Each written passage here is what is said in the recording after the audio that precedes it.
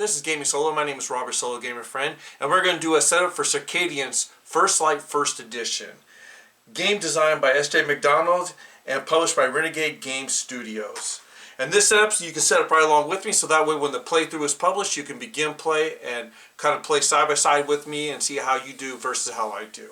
First thing you do is you take the planet board and you put it in the middle of the board area within reach of you. Now it depends on what side you pick. One side offers more gems and the other side offers more water caches as you move through the area. And you'll see what I mean by gem and water in a second here. So I picked the side that gives more gems because at the end of the game, gems are points and gems are more valuable when it comes to trying to get really good item cards. So the board is set up. Next thing you do is you grab your 6 gem caches. And these are the hexagon things that go into these slots here. And on one side you have a die and a gem symbol. On the other side you have victory points. And if you're on one of these caches on the very last round, then when the round ends, then you get those victory points for it. But right now you're going to randomly place them out. You don't know which is which. And you're going to place them within the empty hexagon slots around the board.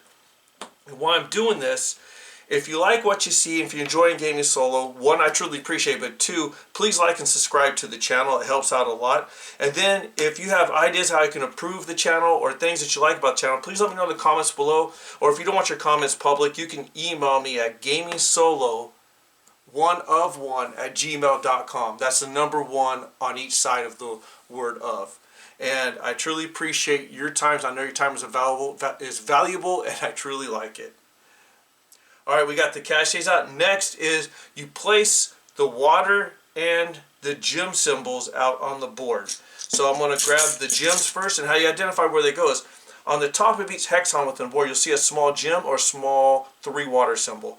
And you place 1 gem or 3 water in each of those areas, and randomly throughout the board. So I'm placing those down. And I thought I picked the side with the most gems, but I actually picked the side with the most water. But it's okay, it is what it is. Either way, the gameplay still does not change.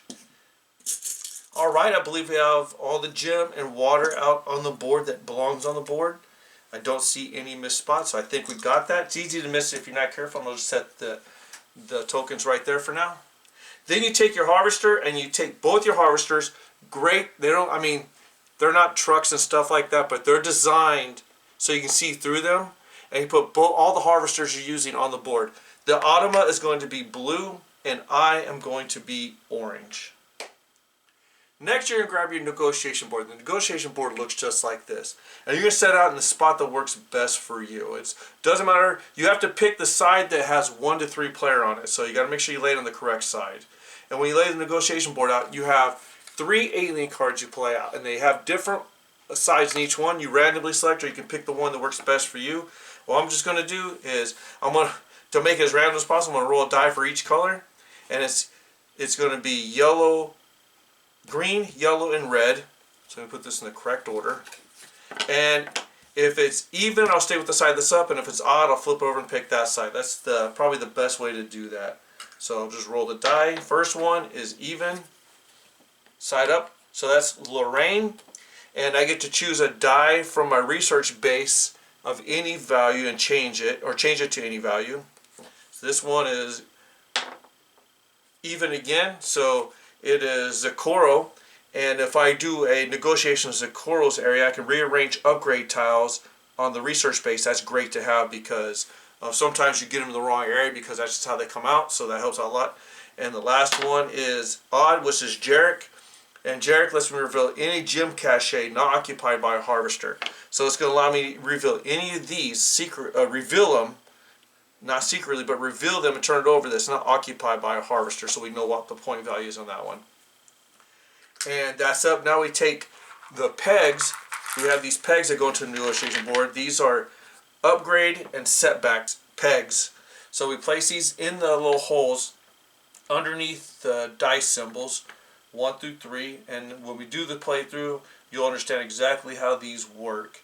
They're actually really unique. Like I said, it all depends on the negotiation you do and what die value you play based upon if you can get a upgrade, or not really an upgrade, but get an additional action or get a setback action. Setback, pretty much you got to lose one of those items.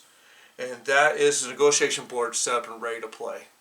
Next, you're going to grab your depository, which looks just like this, and you have a 1 to 3 player side and a 4 player side. Make sure you place it on the 1 to 3 player side. And you set that up right there. Then you grab your event cards, which look just like this. They have that little computer symbol touchscreen there. And you're going to look for a card that's titled End of the Era. And you're going to lay that on the board right here and place it face down. And then you grab the remaining End of the Era cards and you shuffle them up because you're not going to use all of them. So you shuffle as best you can. And in these End of Era cards, you're going to have green for positive and red for negative impacts. So you're going to get a mix of both. It's pretty much a 2-to-1 on the green versus red. So you're going to have a better chance of getting more positive impacts than negative. But negative impacts still happen. And then once you get that, you shuffle out 7. And you take that 7 and you place it on top of the End of the Era card. Because this game is 8 rounds and those will represent each round you played. And then you take the remaining cards and you put them back in the box. Now you want to grab your 6 location boards, and they look just like this. The small little square boards that you have in your box. And you want to lay them out. You're going to have the Academy, Control Room, Foundry, Laboratory, Market, and Mining Cap. You want to lay them out what works best for you. I always keep them together because that's where you kind of go place your dice in those areas. So I'm going to lay them out with the Academy, the Control Room, and the Foundry. I'm going to slide these back just a bit to give me more room for my board. And then you got the Laboratory, the Market, and the Mining Camp. And you lay those out, whatever works best for you. Like I said, I'm doing it this way because it works best for me. And then you take your upgrade tiles, which the backs look just like this, and the front has an airship on it. And you want to break them into 3 equal groups, which should be 6 each. And you place those 6 on the Foundry, just like they're there, but you place them face up. So that way you know what you're going to purchase. You don't get to look underneath them. Like I said, once you purchase, the next one is revealed, then you know what's there. And you place your 6 just like this.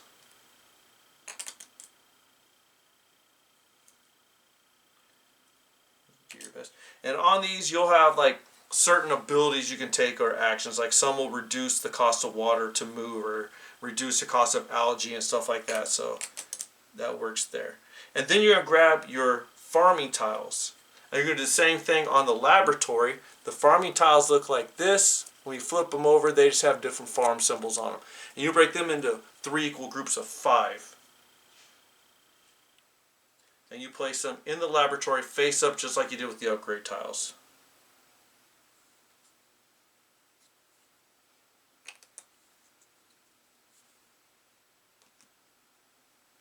Excuse me, I got big pork chop fingers, so it takes me a bit to make sure these go down without destroying the whole board. And that's setting up the movement control and all that stuff area. Now you grab the board you're going to use and you place it out in front of you. Then you grab the color of dice you're going to use. I'm using the reddish orange dice for me. And you place 3 of them on your board down here in the holding area. And then you take, there are cards here, they're labeled 10 and 5, and they're front and back on both. Grab a 10 and a 5. So when you start building up your resources, instead of putting like about 20 resources on here, you can put 2 here to represent 20. So it kind of helps you reduce the clutter on your board. And then you give yourself 2 energy,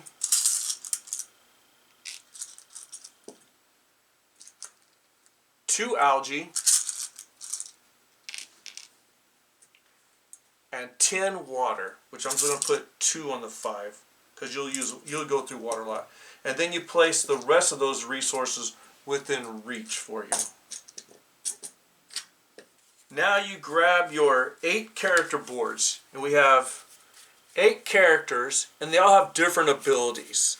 And you're going to randomly select 2, and then out of those 2 you randomly select, you're going to pick the one that's going to be your character. So I'm just going to flay this out. I'm going to grab this one and this one. And you put those into the back in the box. You look at the two that are available to you. And for me, I have Nearasol and Jacob Olander. And Near allows me to ignore all algae costs from Garage when actioning dice from your research base. So I don't have to pay any algae costs to launch my dice if I have her, which is great because you can get up, I mean the cost can get pretty high, and algae is used for a lot of stuff. And for Jacob, I gain one free upgrade from the Foundry when actioning dice to the laboratory.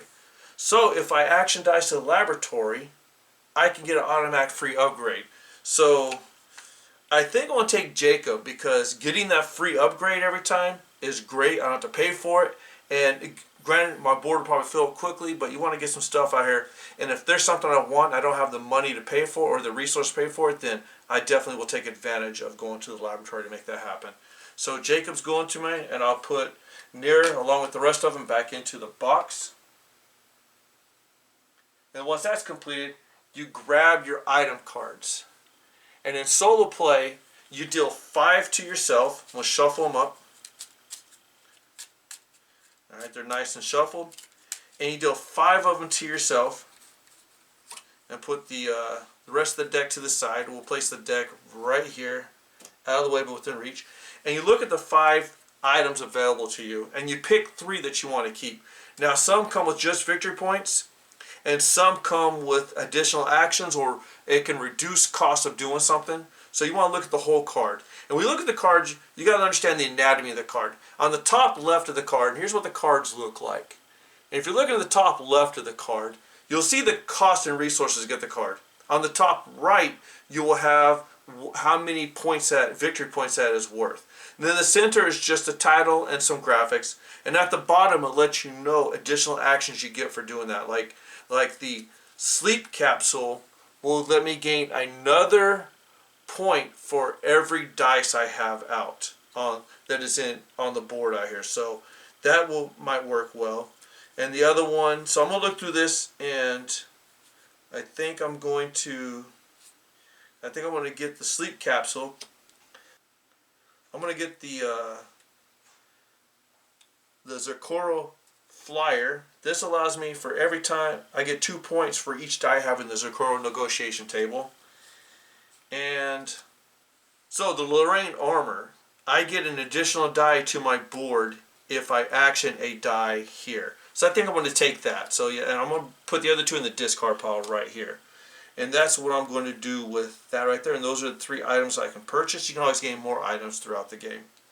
And the maximum dice you can have is 5 on your board. So that could either work for me or not at all, but we'll see. Finally, you want to choose the AI board you're going to play against. And there are 4 levels. There's easy, challenging, hard, and insane. I'm going to pick the hard board. And I'm going to place that right here. And so that is the AI that I will be going up against. And it is Endura. She's hard.